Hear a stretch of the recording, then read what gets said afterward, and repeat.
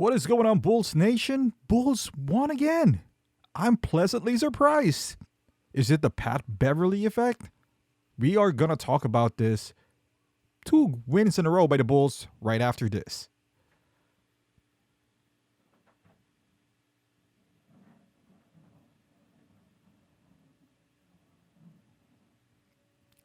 All right, Bulls Nation. So the past 2 games, I didn't even made a video about their dominant win against New Jersey because I was like, you know what? I don't want to get hyped.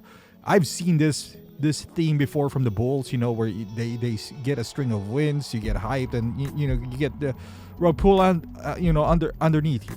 And that might still be the case, but now we're riding a 2-game winning streak, especially against this Washington. Albeit they are a bit shorthanded. But hey, it's a big win. There's a lot at stake in this game. But I don't know. For some reason, there's a different bounce in this Bulls team. Something that I would say something that I didn't see the past 3-game win streak. Because the Bulls had this 3-game win streak, multiple ones, and it's different. Like in here, let's say in the Brooklyn game, they led early, never let up. If that was before, you would kind of like scared. It's like, oh my, because Brooklyn just beat us, right after the trade. They were shorthanded and they beat us. So you're like, oh, here we go. But they never did. We led by like 50. Now, in this game, it was kind of close because Washington is a competitive team. They are actually in the play-in right now. Bradley Beal is heating up and with Kyle Kuzma there. But all of a sudden, the Bulls pulled away. And we actually won by 20. And guess what? That's what good teams do. They actually, sometimes they don't always blow out the other team, but eventually the better team always wins by a lot. And it showed. We are a better team than Washington today. They're missing Porzingis and Monte Morris. I don't think they would have made a lot of difference, though. Maybe the lead wouldn't have been 20, but look at Patrick Beverly right here. Is it the Patrick Beverly effect? I don't know, man. I don't know. But the Bulls just, statistically, and honestly, like Pat Bev is really not the guy that you look for statistically when it comes to basketball games. He affects the game in different ways with hustle and defense. He doesn't defend like he used to. Like when he was in Houston, he was a menace in defense. He's still pretty good, but maybe the psyche of the Bulls. I don't know. I don't want to put this all on Patrick Beverly, but anyone who watches the Bulls this season knows that it is a different bounce. And we found the formula for the Bulls now. It's not shooting outside. It's not the point guard play. It's not rim protection. It's just overall defense. I guess the same formula as we had with Lonzo Ball. The difference is Lonzo affects the offense as well.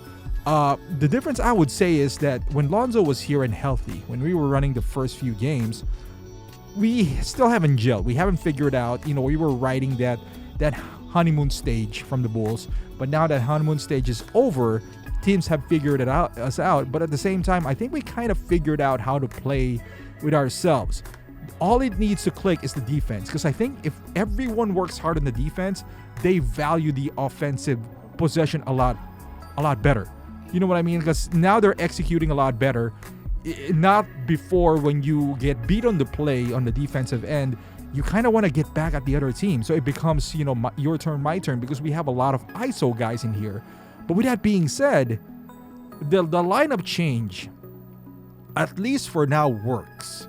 I don't know against a bigger team if this is actually going to work, but I love what Billy did here because you got 3 offensive-minded guys and then you pair them off with 2 defensive-minded guys. Not only are they defensive-minded guys, they're defensive-minded in a different level. They are the best in what they do, and they don't need the ball. Therefore, there's not a whole lot of mouths to feed. Instead of having 5 mouths to feed, there's only like 3, and these 3 guys can get buckets. And we all know that. They can score 70 points in their sleep together, if not more. Because DeRozan had with like 30 today. Zach is 20, and I think same with Vooch. And when that happens, it's almost impossible for the Bulls to be beaten. But now you add the element of defense. My God, it is a thing of beauty. We're watching. Look at DeMar with his silky smooth jump shot. It's easy to marvel at all these offensive plays. But I I love defense. I love the Joakim Noah, even though it's a low scoring game, those Bulls back then. I love a good defense more than a good offense. And seeing Washington be held down to 82 points, 29 points in a half by Brooklyn just brings a smile on my face. At this point, we already know that Billy is a better defensive coach than an offensive coach. But when the lack of offensive plays, if you can replace it with hustle, the problem is when it's not happening, you need to rely on something, right? Like you need to rely on set offenses and all that stuff, because not all the time that you're going to produce this kind of defense. Against better teams, this might not work. You might not be able to stop them. So you still need to address that if I'm the Bulls, but so far, I love what I'm seeing. If we win against Toronto, we already match our longest winning streak of the season, which is 3. And against Detroit, you can arguably make it 4. So, hey. But so far, the addition of Pat Bev has been tremendous. I think, like you see him talking to the bench when they went to Ayo and Patrick Williams. Very, very efficient game as well for DeMar. He got like 29 points. Vooch 16, Zach with 27. Kobe White has been killing it as well. The second unit, I love seeing the second unit as well. They're doing good. Man, I love what I'm seeing lately. I think maybe I don't want to get my hopes up again. Maybe we got something here. I don't know. We shall see, right? Like we shall see. Again, I don't want to get my hopes up, but the Bulls are here. The Bulls are here. Hopefully they are here to stay. This Bulls team hopefully are here to stay.